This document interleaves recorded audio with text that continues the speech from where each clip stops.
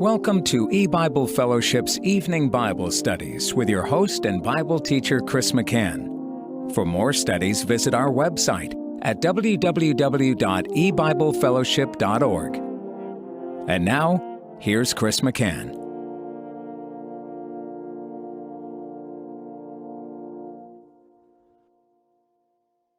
Good evening and welcome to eBible Fellowship's Bible study in the book of Genesis.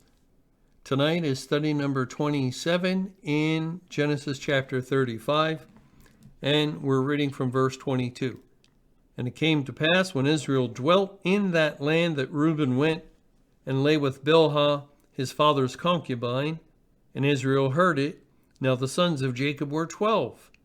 The sons of Leah, Reuben, Jacob's firstborn, and Simeon, and Levi, and Judah, and Issachar, and Zebulun. The sons of Rachel, Joseph and Benjamin. And the sons of Bilhah, Rachel's handmaid, Dan and Naphtali. And the sons of Zilpah, Leah's handmaid, Gad and Asher. These are the sons of Jacob, which were born to him in Padan Aram. And I'll stop reading there. In our last study, we began to look at this historical situation that verse 22 mentions almost in passing. It came to pass when Israel dwelt in that land that Reuben went and lay with Bilhah, his father's concubine, and Israel heard it. And then we're given the list of the 12 sons and born to the various women, the various wives of Jacob. Nothing else is said, but last time, remember, we went to Genesis 49, and we read in Genesis chapter 49 that it was not forgotten at all by Jacob as he is giving the final benediction, the final blessings and admonishment to his sons. And we read in verse 3, Reuben, thou art my firstborn, my might, and the beginning of my strength, the excellency of dignity, and the excellency of power, unstable as water, thou shalt not excel. Because thou wentest up to thy father's bed, then defilest thou it, he went up to my couch. So we looked at the word unstable and saw it identifies with light, like vain and light persons, or light and treacherous persons. And the word excel is the word left or remain that identifies with God's elect who are left as a remnant. But to not excel or not be left is a very serious matter. And that points to coming under the judgment of God. Because thou wentest up to thy father's bed, then defilest thou it. He went up to my couch.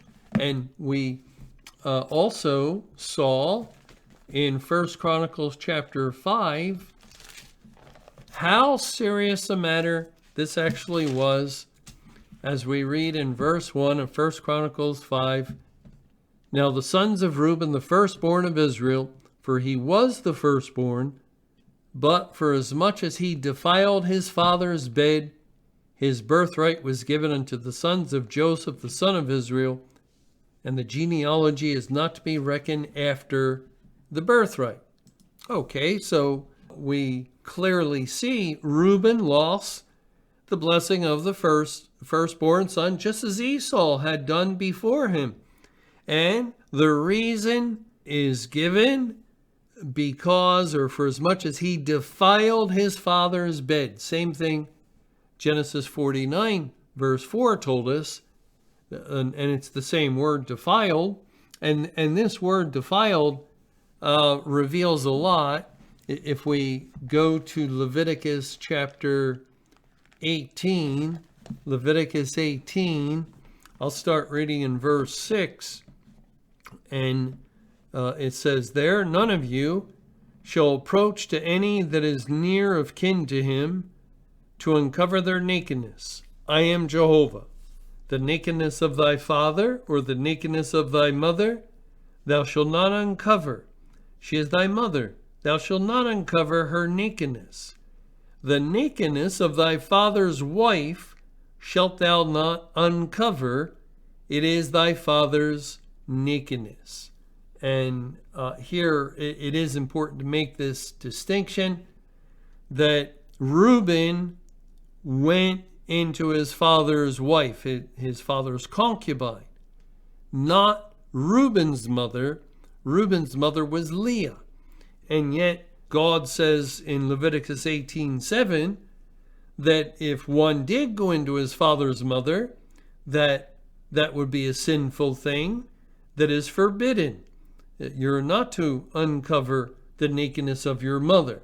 But likewise, in the very next verse, the nakedness of thy father's wife or his concubine shalt thou not uncover. It is thy father's nakedness.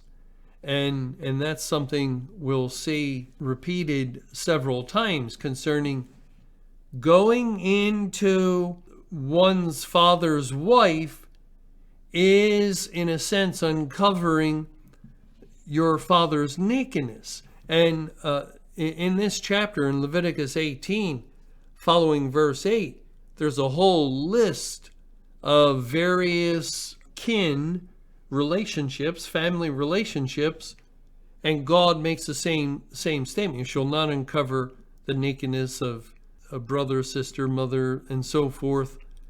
And then when we get to the end of this passage, in verse 19, it says, also, thou shalt not approach unto a woman to uncover her nakedness, as long as she is put apart for her uncleanness. Moreover, thou shalt not lie carnally with thy neighbor's wife, to defile thyself with her. And thou shalt not let any of thy seed pass through the fire to Molech, neither shalt thou profane the name of thy God. I am Jehovah.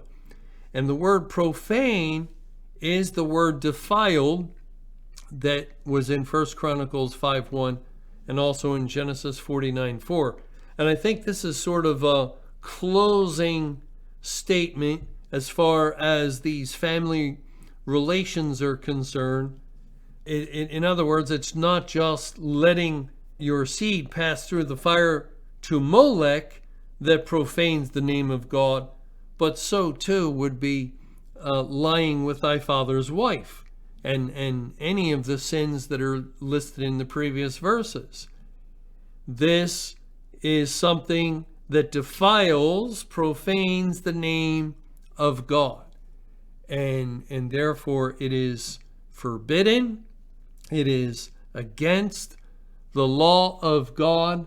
And in Leviticus 20, we read in verse 11, and the man that lieth with his father's wife hath uncovered his father's nakedness. Both of them shall surely be put to death. Their blood shall be upon them. And there we see just how serious a matter this is.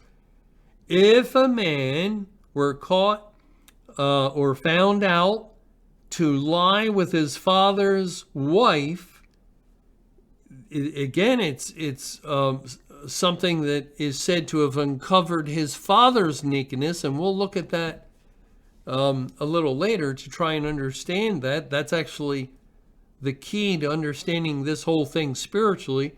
But if this happens, both the son and the wife of the father, the concubine, are to be put to death. Their blood will be upon them. That is, they're guilty. They're guilty. They have broken the law of God in this way, and God's law condemns them to die, and they will be responsible for their own death. They have brought this upon themselves. And so we see it here. Also, if we go over to Deuteronomy chapter 22, we find a similar law. Deuteronomy 22, verse 30 says, a man shall not take his father's wife, nor discover his father's skirt. So it's just laying down the law. It doesn't say the judgment, but actually any law of God, if transgressed, brings death, doesn't it? The wages of sin is death, and sin is that which transgresses the law. Also in Deuteronomy, in chapter 27, Deuteronomy 27, verse 20, and you probably didn't realize just how much the Bible speaks about this. I know I didn't. In Deuteronomy 27, verse 20, "Cursed be he that lieth with his father's wife, because he uncovereth his father's skirt." And all the people shall say, Amen. After reading these verses, we can see just how bad and grievous a thing this was for Reuben, not only a son, but the firstborn son, to lie with his father's wife. It was truly terrible, and Jacob heard it. Now, why, if Jacob heard it, why wasn't Reuben and Bilhah put to death? Well, we don't know, actually. Keep in mind that Deuteronomy is the law of God as God revealed it to Moses, and Moses is writing it down. And we often see various things in the historical account of Genesis that relate to the law, and sometimes there's an understanding of the law, that God must have revealed to the people, like Abraham, Isaac, and Jacob, and some others that we're reading about. They had this good understanding of certain aspects of the law, but that doesn't mean that they understood all the law or had the various judgments and condemnations for offending and breaking the law in their understanding. That, in other words, Jacob knew it's very wrong, it's very bad, and against the law of God that my son has laid with my wife, Bilhah, but that doesn't necessarily mean that he knew that the penalty was to be the death penalty, and that both Reuben and Bilhah were to die. It's not really spelled out anywhere else in the Bible, except the Bible does tell us the wages of sin is death. And actually, when we look at finally the judgment of Jacob the father, yes, it's the judgment of God, but it's coming through Jacob. Jacob is carrying out this judgment by the things that he said in Genesis 49 concerning Reuben, his firstborn, that he had gone into his bed and he be unstable as water and not excel. That's indicating that there is a fulfillment of the law, which is the loss of the birthright. And spiritually, the loss of the birthright does tie in to spiritual death and losing the inheritance of God and the blessings of God. And so Reuben, we can understand, was slain in that way, according to the law, and was cursed, as it says here in Deuteronomy 27:20. Cursed be he that lieth with his father's wife. He experienced the curse in the loss of the birthright. Well, see, this also helps us to understand another historical situation.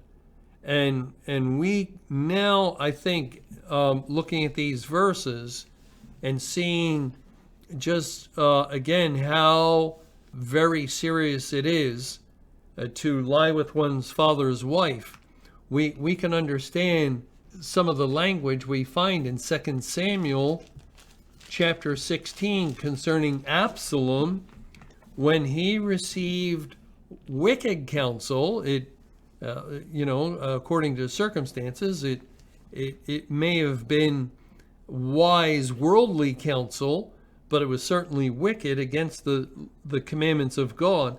In 2 Samuel 16, starting in verse 20, then said Absalom to Ahithophel, give counsel among you what we shall do. Now the situation is that they have come in rebellion, Absalom and many of the forces of Israel, against David and driven him out of Jerusalem.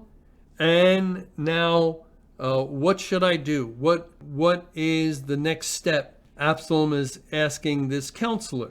And here's the answer in verse 21. And Ahithophel said unto Absalom, go in unto thy father's concubines, which he has left to keep the house, and all Israel shall hear that thou art abhorred of thy father. Then shall the hands of all that are with thee be strong. And in verse 22, so they spread Absalom a tent upon the top of the house, and Absalom went in unto his father's concubines in the sight of all Israel. This is about as bad as anything can get. It's just horrible that not only has a son gone into his father's wives, but he did it on the rooftop in full view of the whole kingdom, of all Israel, so that everybody would know. And of course, he would be abhorred of his father. And the word abhorred there is also translated, I think, as abomination and as stinking savor. It's just awful, very, very awful. And now we know why, because it was a violation of the law of God. It was not only disrespecting one's father, certainly not honoring your father, but it was also uncovering thy father's nakedness. The father's nakedness. And Absalom uncovered his father David's nakedness in this way. And Reuben uncovered his father Jacob's nakedness. Well, Lord willing, when we get together in our next Bible study, we're going to try and understand that. We're going to look at the spiritual meaning, and it's also terrible on the spiritual level. And we'll also see how it applies to the New Testament churches and congregations. And it has to do with one of the reasons why God brought judgment upon the church and ended the church age. It all fits in with this particular sin of going in unto one's father's wife. Thank you for joining us for eBible Fellowship's Evening Bible Studies with your host and Bible teacher, Chris McCann.